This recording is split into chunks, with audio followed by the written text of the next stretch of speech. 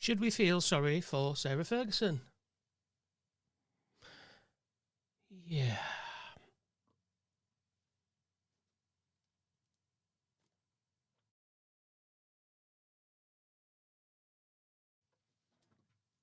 So, I was watching, as we all know by now, Sarah and Andrew are out. Now, I was watching some of the coverage, and I'll be honest with you, there was one piece that really sort of stuck out to me, and it was a clip from Vanessa's show on Channel 5. So take a look at that.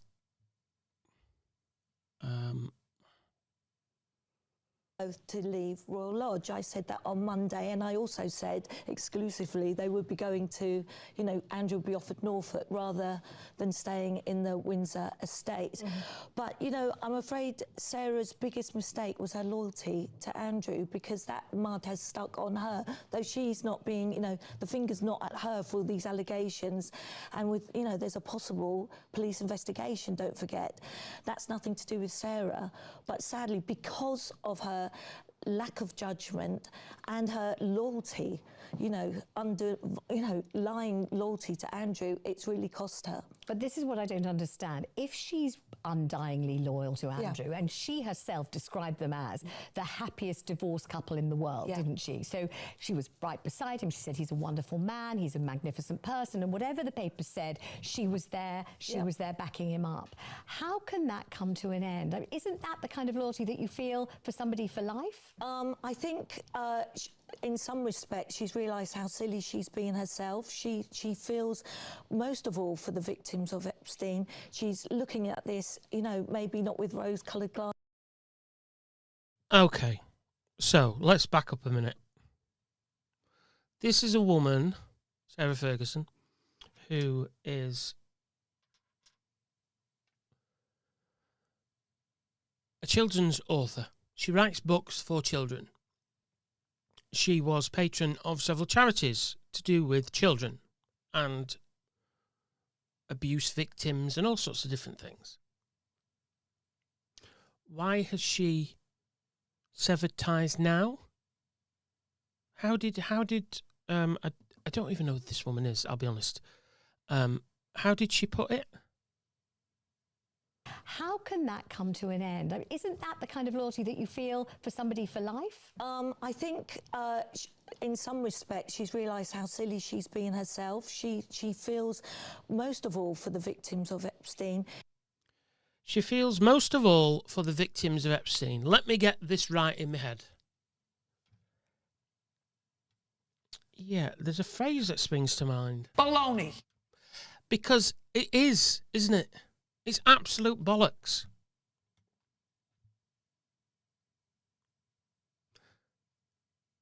She wasn't interested in the victims. She was interested in the money. She's leaving Andrew high and dry, and the loyalty that Vanessa talks of, why has that suddenly ended? Well, we know why, Vanessa, because he's got nothing to offer.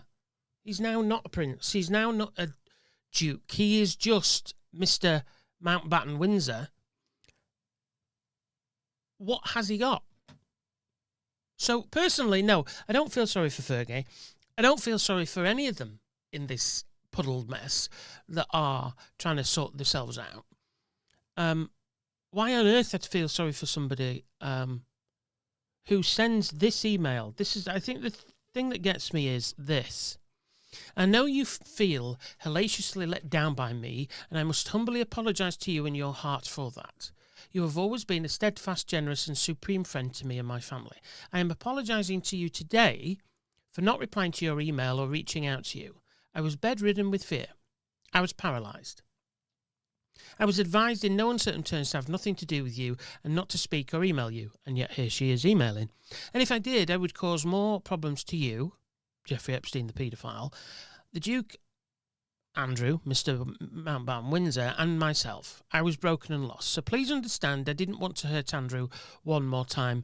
I was in an overriding fear, and I am sorry.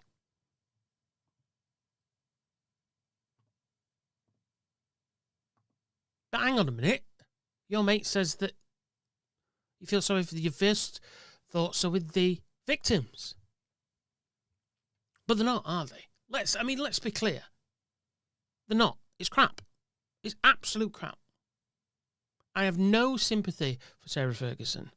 I am sure losing your home after 20 years is devastating. I'm sure it is. In any circumstances, I'm sure it is. And yeah, I get that. You divorced him. You stayed living with him. You've lived together. You are the best divorced couple on the planet. You are the most friendly divorced couple on the planet. Until, of course, he's no longer a duke. He's no longer got clout, and he has no longer got a shed load of cash coming in. Now, we feel sorry for the victims.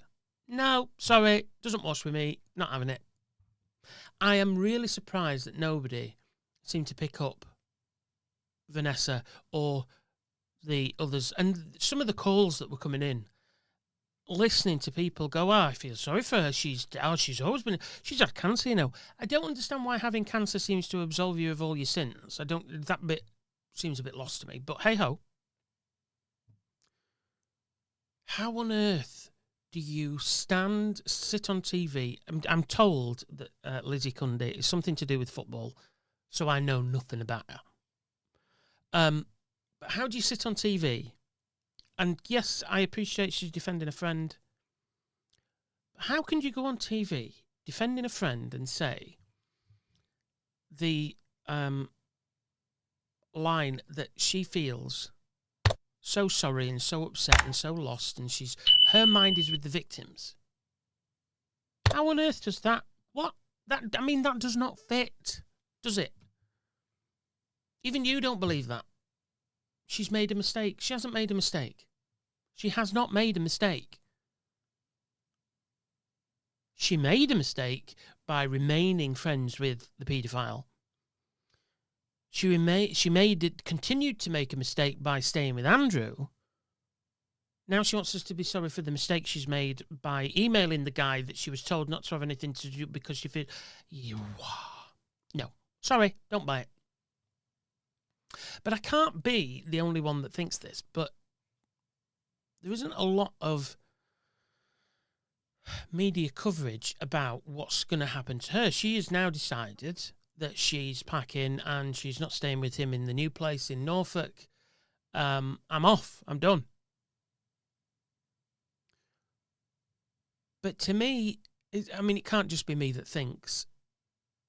You didn't do this when the story broke. You didn't do this when you knew your mate who was giving you cash was now a convicted paedophile and sex trafficker and had done abhorrent things to women. You weren't saying goodbye at any point until you are no longer the Duchess of York.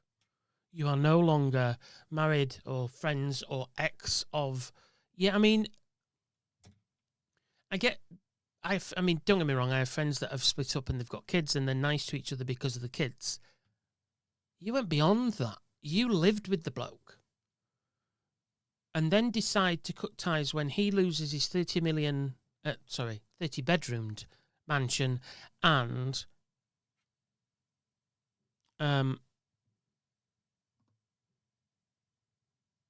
is money, basically. Then you decide enough's enough. And I can't put up with these abhorrent things any longer. My thoughts are always with the victims. Sorry, don't buy it. Absolute baloney. And no disrespect, Lizzie, trying to sell the line that she is devastated and I'm sure she is. I'm sure she is. But she's not devastated for these victims. Don't try and tie that in with the victims. The only thing that needs to happen is these people need to go away. I am a monarchist. I love the monarchy. These people are not part of the monarchy. They need to go away and be quiet. The conversation on that show, we'll go back to it. she's looking at this, you know, maybe not with rose-coloured glasses anymore. She's seeing him for what he is. She's rose-coloured glasses stops she seeing a friend as a paedophile. I mean, what? Damage he's done to the royal family. You know, even the thought her daughters could have their titles removed. I think that's what this is. She don't want the girls to lose a title. Okay, now I understand it, Liz. I get it. Really made her reflect and look at the whole situation differently. And I think she's realised, you know, now enough's enough, and she's got to start life again. She's got to reinvent herself somehow. She doesn't. She doesn't have to reinvent anything. She just has to be herself. The fact that she has to keep reinventing herself every 2 minutes after every thing that goes on, I find quite amazing. It's not that I have to reinvent myself. It's the fact that I need to go away and be quiet because people are fed up with me.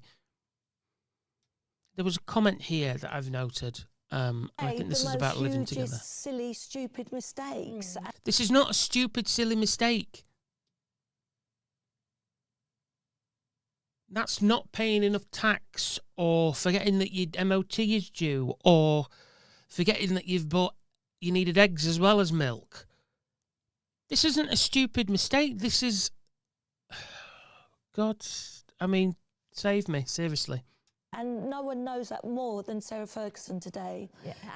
And Anne, you know, when you said, can't she just go and live with Andrew, I don't think she wants to, does she? No, she doesn't want to live with Andrew. And as I said, now she wants to draw the line and hopefully be able to move on somehow from this.